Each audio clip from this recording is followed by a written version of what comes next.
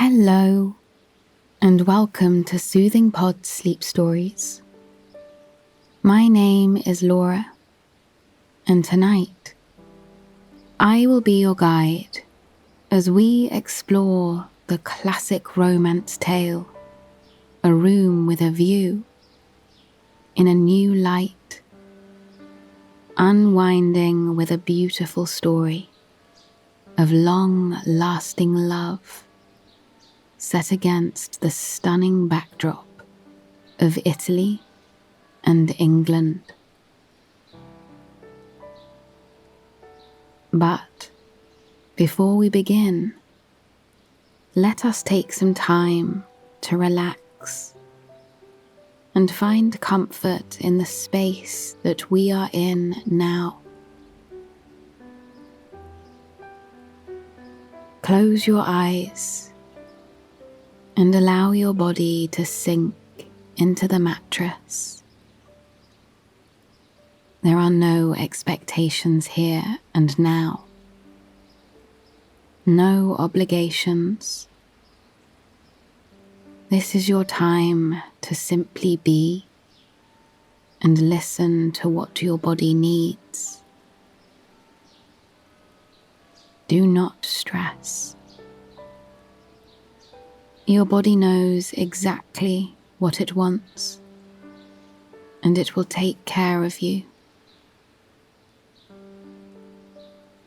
All you have to do is listen to the sound of my voice and allow your imagination to follow me to calm, peaceful places.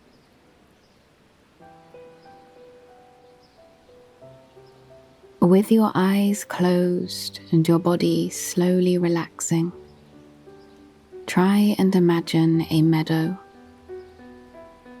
This is a meadow that belongs to you, and only you. It is something of your creation that you can find comfort in. You can craft it to be whatever you need it to be. Is your meadow a beautiful bright green? Does it have flowers peppered across it? Can you smell the daisies, roses, and sunflowers on the breeze? Or perhaps your meadow is just made of tall grass that sways in the steady wind. Perhaps there are willow trees or old, steady oak trees in your meadow. And what does your sky look like? Is it bright blue and sunny, warming your body and lulling you to sleep? Or perhaps your sky is dark and cloudy, giving you time to unwind and appreciate how beautifully the grass pops against it. Whatever your meadow and sky may look like, try and picture yourself lying down in the grass. Really feel the softness of the plants on your skin. As you lie there, taking in what the nurturing earth is giving you, take a deep breath. As we take a moment to focus on our breath, let us discover the ways in which our breath can help us unwind. As you breathe in, try and picture the grass around you blowing towards you. As you hold your breath, feel the soft tickle of that grass against your skin. And as you exhale, Imagine the grass blowing away from you, rippling in magnificent green hues. Breathe in for 1, 2, 3, 4, 5. Hold that breath, feeling the grass on your skin for 1, 2, 3, 4, 5. And exhale, watching the grass blow away for 1, 2, 3, 4, 5. Breathe in for 1, 2, 3, 4, 5. Hold that breath, feeling the grass on your skin for 1, 2, 3, 4, 5. And exhale, watching the grass blow away for 1, 2, 3, 4, 5. Breathe in for 1, 2, 3, 4, 5. Hold that breath, feeling the grass on your skin for 1, 2, 3, 4, 5. And exhale, watching the grass blow away for 1, 2, 3, 4, 5. Breathe in for 1, 2, 3, 4, 5. Hold that breath, feeling the grass on your skin for 1, 2, 3, 4, 5. And exhale, watching the grass blow away for 1, 2, 3, 4, 5.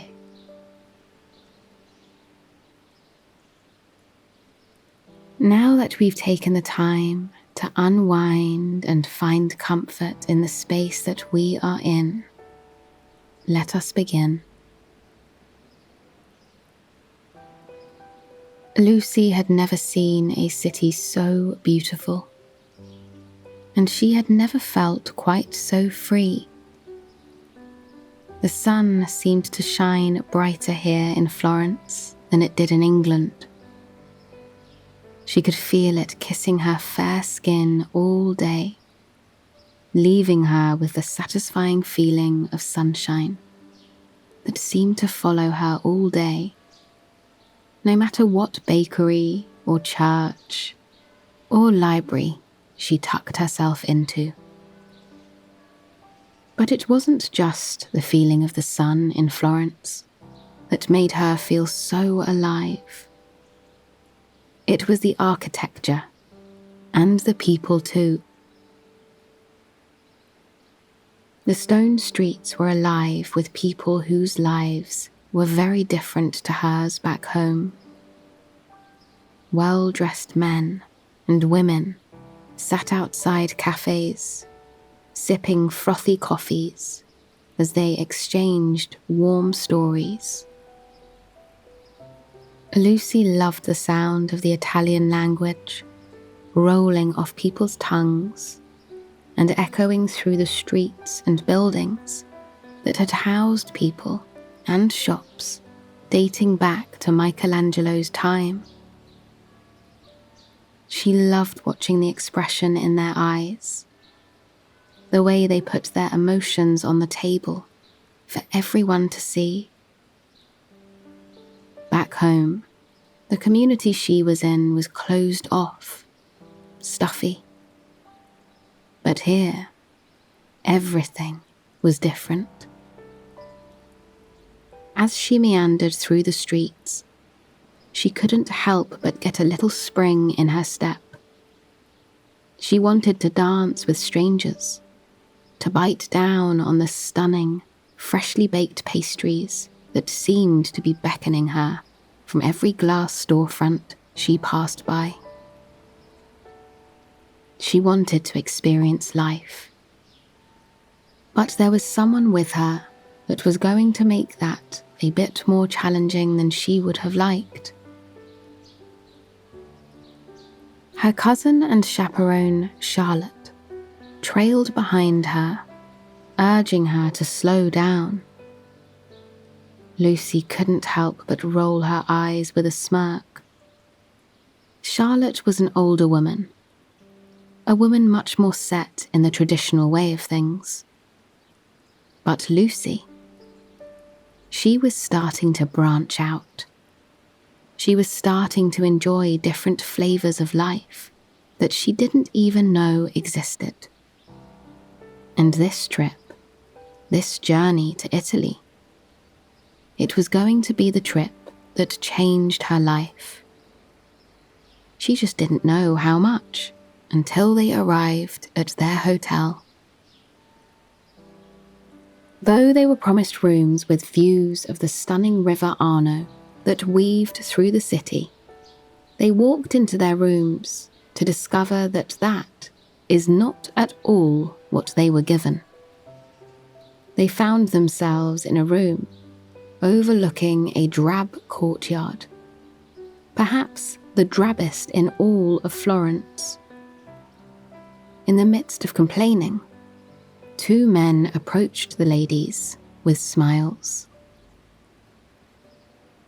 When Lucy turned around to greet the men, her breath stopped in her throat for a moment.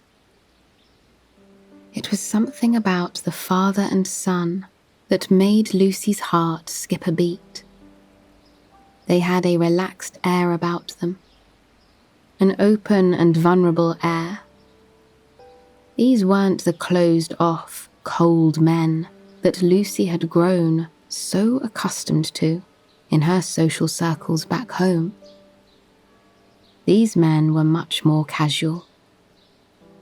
They introduced themselves, the father as Mr. Emerson, and the son as George.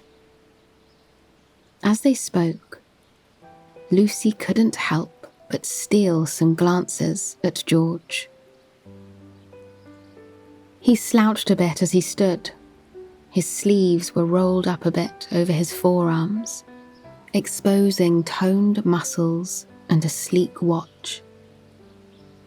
He had one hand tucked into the pocket of his charcoal grey pants, which appeared to be brand new. But his shoes, well, they were far from brand new. Worn and peppered, with bits of dirt and soil, they had a story to tell. Lucy wondered to herself if George knew what each scuff mark was from. Had he scraped his shoes on a moonlit night, wandering through the stone streets? Had he torn them up travelling along the coast here, dragging luggage and a notebook full of tales of his travels along with him? Perhaps the soil was from an afternoon napping under olive trees on the rolling hills of the nearby town. Perhaps they were from a picnic he had journeyed to. She knew at first glance that George was a man of adventure, a man who had travelled and seen more than she had. Her eyes drifted up to his shirt, the white button down, marred by some wrinkles here and there. He had the top 2 buttons undone, and the edge of his collar seemed to brush against his neck, softened by wear. His leather suspenders were taut over his broad shoulders.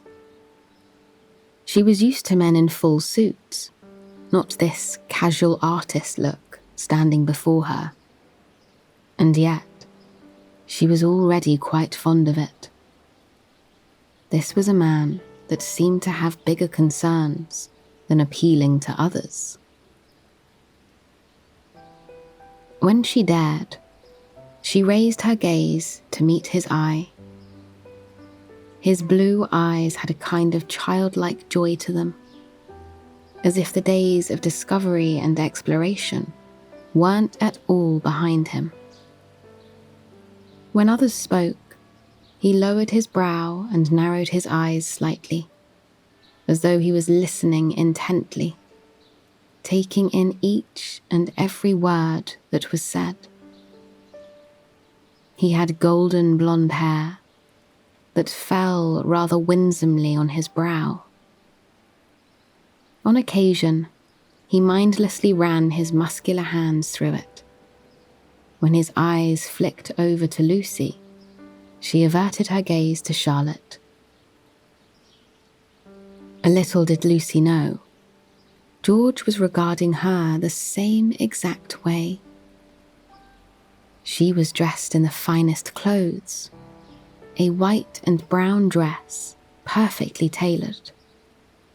The square neck seemed to frame her fair collarbones, catching them in the light. Her thick hair was dark blonde and fell around her shoulders with curls that nearly took his breath away. Whenever she moved, her locks would sway and bounce with her, carrying a weight of their own.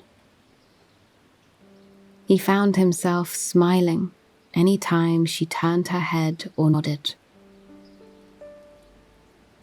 Then, when he looked at her, he was truly breathless.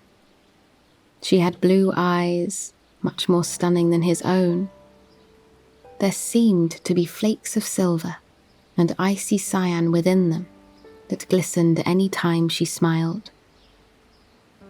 Her cheeks were tinged with a pale pink that nearly matched her lips. When others spoke, she would offer them a warm smile and nod. And when she was truly listening, she would tuck her fingers underneath her chin, just against her neck, and rest them there. On occasion, she would tap her fingers as if moving them to the beat of a melody that only she could hear. Mr. Emerson offered to switch rooms with Lucy and Charlotte. They had a room with a view of the river, but had no need.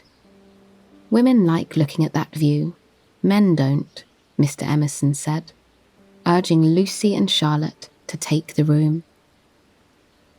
Charlotte declined the offer rather quickly, and Lucy knew exactly why. The Emersons weren't people of high society. They didn't speak with flowery words or overly kind phrases. They simply spoke. However, after some convincing, Lucy and Charlotte agreed to take the room. As Lucy tried to bring her luggage into the room, George intercepted her, taking over the luggage with a warm smile. No lady should have to carry her own luggage, he muttered, bringing the luggage to the door. Lucy thanked him, her heart fluttering. As he turned and went into the new room, Lucy watched him leave. Perhaps there were more adventures to be had in Florence. Perhaps there were even adventures with him by her side. The following day, Lucy journeyed into the city with a novelist, Eleanor. Eleanor promised to show Lucy the real city, but on a journey to Santa Croce, one of the most beautiful churches in all of Italy. The two found themselves lost. Lucy didn't mind terribly. Every new street was a slice of Italy she had never seen before. And my, were they beautiful. Soon, however, Lucy found herself alone. Eleanor bounded off to greet an acquaintance, leaving Lucy to find her way around the city by herself. She wandered through the streets, smiling at people as she passed, and there was a buzz in the air, a heaviness that could only mean one thing: rain. She watched from a cast iron table at the edge of a cafe as the dark clouds slowly swept across the sky, bringing with them a summer chill and dampness that often makes one reflective and sentimental. Wanting to seek shelter before the storm, Lucy rose from the table and turned through an alleyway. To her surprise, she found herself in a piazza, and in the center of the piazza was none other than the church she had been searching for earlier. She stood in the courtyard for a long moment, marveling at the sheer beauty of the building's architecture. The intricate stonework and glasswork was simply breathtaking, a reminder of how incredible mankind's creations can truly be. She stood there until the first raindrops of the summer storm began to fall from the sky, refreshing her skin as they pitter-pattered across her and the pavement around her. She meandered into the church, closing the door behind her. Her clothes were slightly damp to the touch, and the warm glow of the candles lining the inside of the massive church calmed her. Despite the impressive magnitude of the impossibly high ceilings within the church, it felt cozy and comforting in a way few places do. Deeper within the church, a melody danced through the air. A calm song played on an organ. As she tiptoed through the building, following the sound, she stepped into a hallway illuminated by flickering candles. The candles seemed to shimmer against the stained glass windows on either side. And, in the middle of the hall, there was a familiar face smiling back at her. George. He regarded her with surprise, but the surprise quickly shifted to concern. He could see that she was dripping wet. With no hesitation, he slipped off his overcoat, offering it to her. Lucy protested, but George insisted. God wouldn't want a lady freezing in his house, after all. He gently placed the jacket over her shoulders. An aroma washed over her as she nestled herself inside the jacket. It was the smell of old books, of fresh coffee, of blooming flowers, and earthy sandalwood. It put her at ease. She wondered where George had picked up all those scents. In his jacket, she felt safe. With his presence around her, things felt right. George tried not to share too much, and yet he struggled to pull his eyes away from Lucy. The jacket dwarfed her small frame.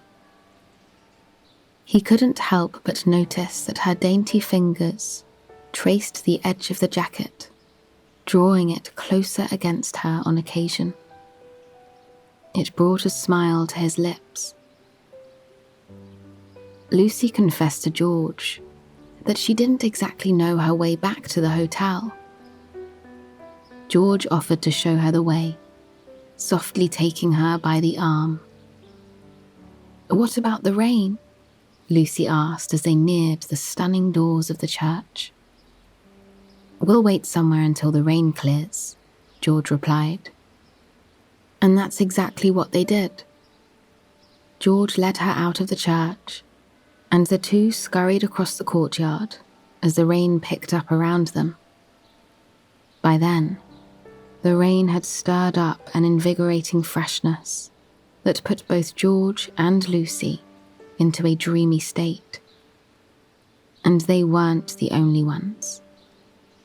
The streets that had only minutes ago been alive with tourists, locals, and shopkeepers alike were now completely empty.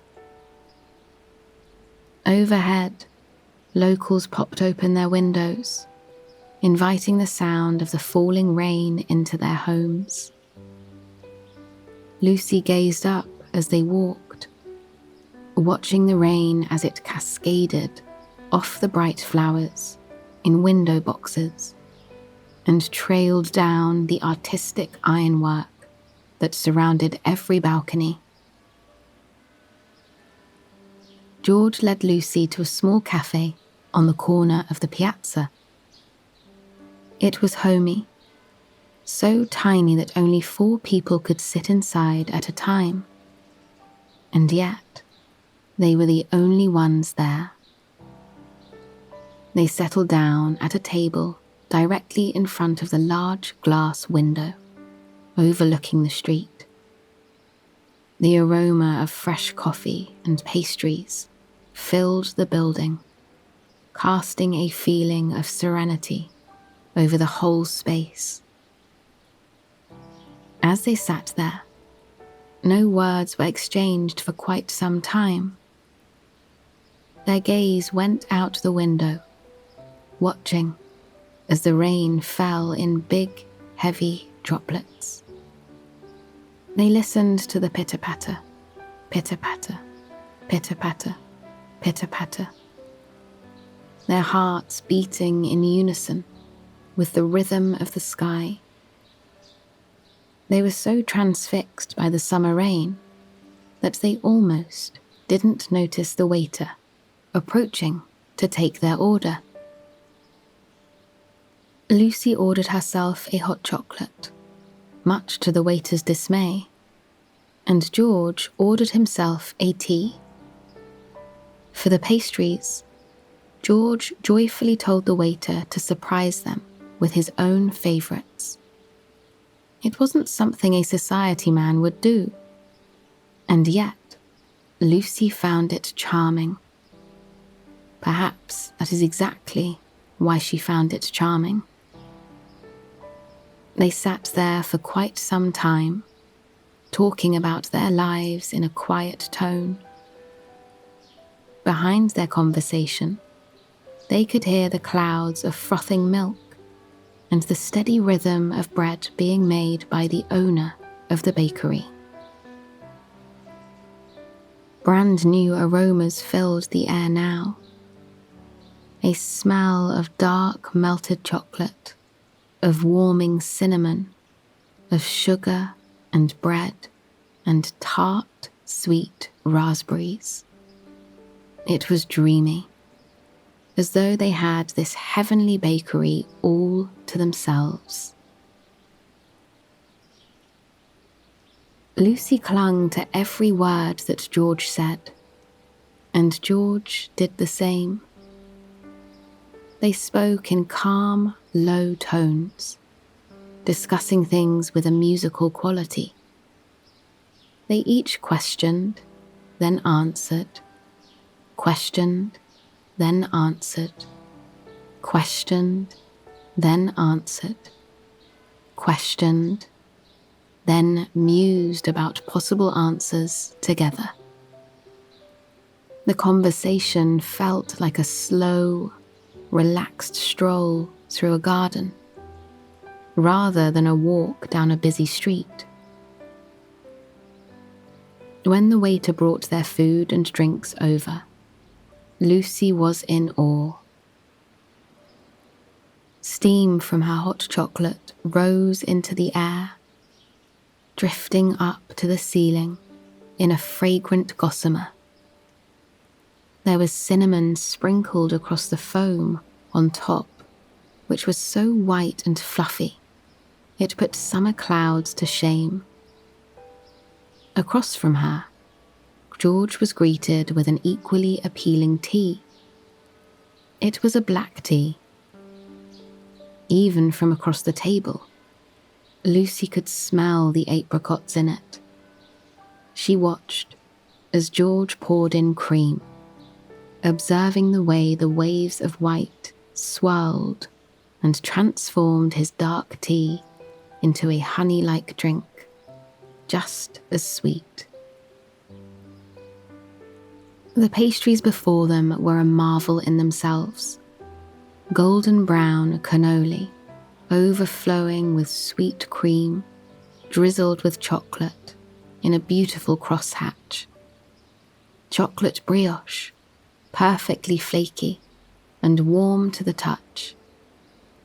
And some kind of raspberry tart, sprinkled with sugar, that looked like the first dusting of snow just before Christmas.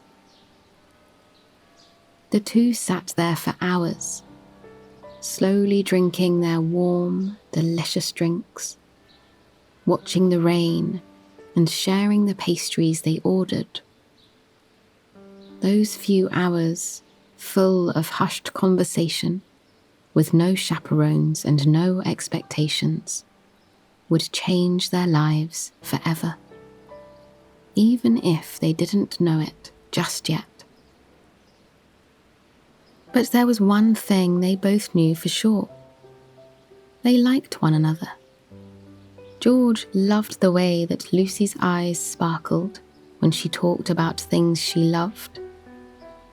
He loved the way her voice would waver in a little higher, losing control with passion as she explained her favourite poets and authors.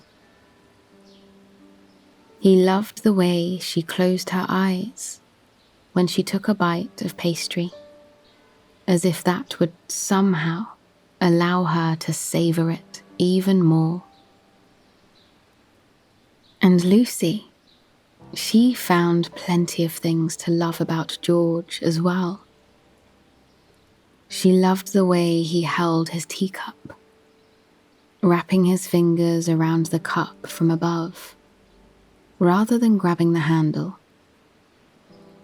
He would hold it like that and swirl it on occasion, in front of his face, whenever he was deep in thought.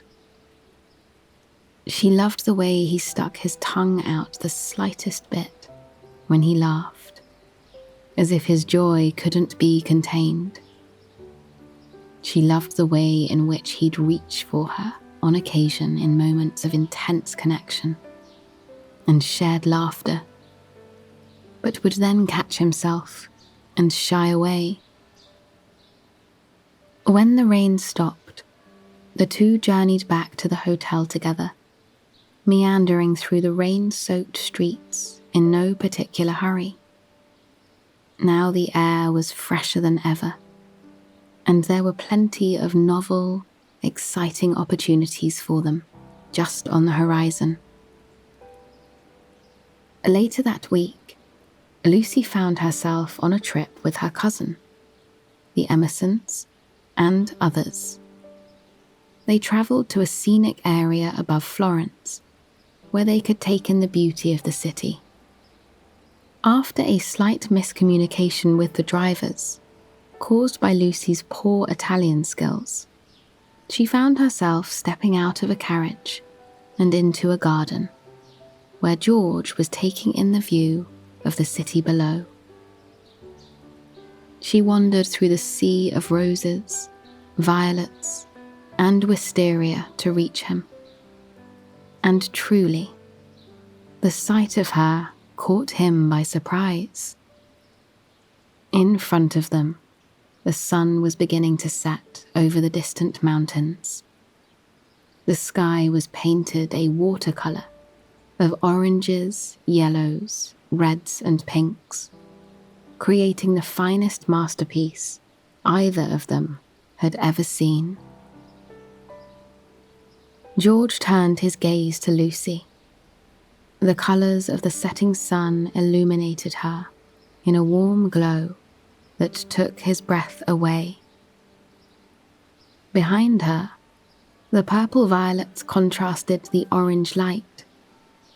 It was so breathtaking, so stunning, so utterly beautiful that George was overcome by emotion. He leaned forward, gently wrapping his hand around the back of Lucy's neck. He drew her closer, pressing his lips into hers. In that moment, the rest of the world faded away. It was simply them, surrounded by violets, soaking in the view of Florence in the glow of the setting sun. When they pulled apart, Lucy lingered by his lips for a moment. Her fingers danced against his collarbones as she gazed into his eyes. It was the first time she had ever felt love, and she had no idea that it was the first time he had as well. They wanted to stay in that moment forever, to hold each other and embrace on this stunning mountaintop. But that wasn't possible. They looked to the side to see Charlotte standing beside them, staring at them in shock. The next day, Lucy continued on to Rome with Charlotte. Charlotte promised that she wouldn't tell Lucy's parents about George, but that was the last thing on Lucy's mind. As they travelled through Rome, taking in the beautiful scenery, she found her mind drifting back to George. She wondered what he was doing. She ached for the sound of his laugh, for the way he looked at her, even in ordinary moments. And back in Florence, George did the same. He wandered the streets, wishing she was by his side. Almost every day, he'd journey back to the small cafe where they sat together and order a hot chocolate. He'd sit there, soaking in the steam, daydreaming about their time together on that rainy day not so long ago. But life continued on. Lucy travelled back to England after months of adventure to rejoin the society she had been raised in. She found herself engaged to a man in those social circles, named Cecil. Most days she thought of George, but assured herself that she would never see him again. Only, she did see him again. In fact, she saw him many more times. He visited her family estate as a friend of her brother, complicating Lucy's feelings for him even more. She urged him to go away, and George agreed, but not before he told Lucy the truth. He loved her in a way that Cecil would never be able to. He saw the real her in Florence, the woman wanting independence, the woman wanting adventure and romance. Cecil wanted her to be another fancy thing on his shelf, another thing he could show off to his friends. For the next few days, Lucy thought over George's words, unable to deny the truth in them. George had seen her, had truly seen her for who she was. No one had ever done that before. She'd have to be a fool to give that up. With no remorse, she ended her engagement to Cecil. Several months later, Lucy stood in the very same church in Florence that she had visited on her first trip. It was another rainy day outside, only this rainy day was even more important than the last. She stood at the altar in a wedding dress, with George right beside her. It was just them and the priest.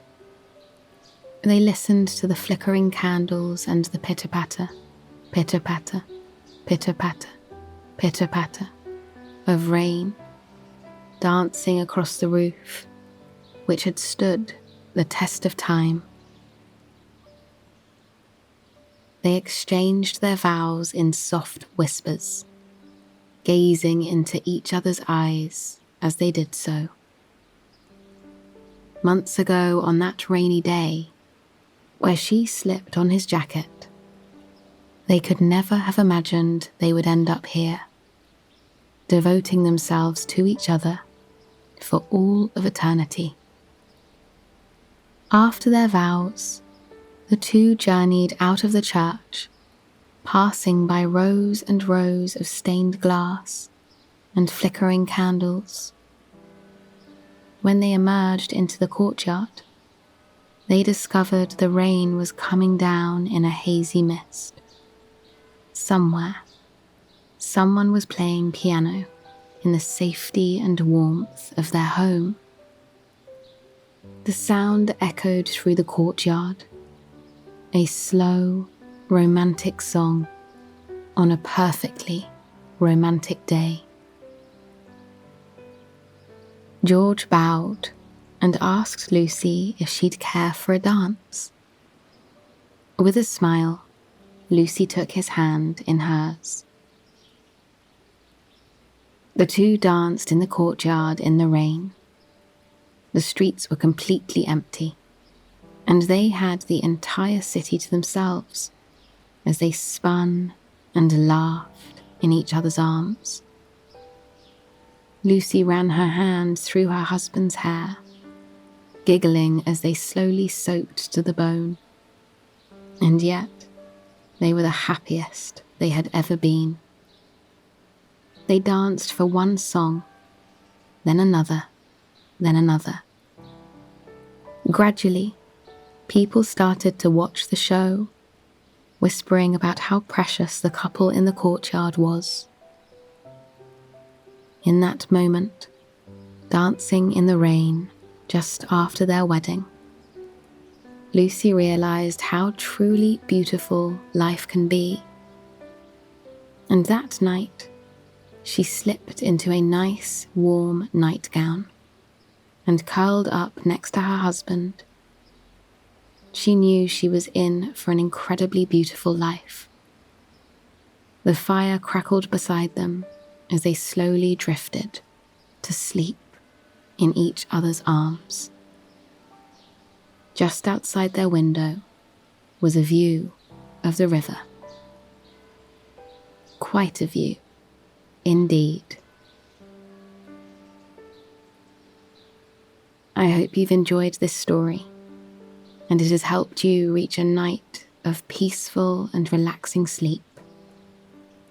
Please join me again tomorrow night for another sleep story.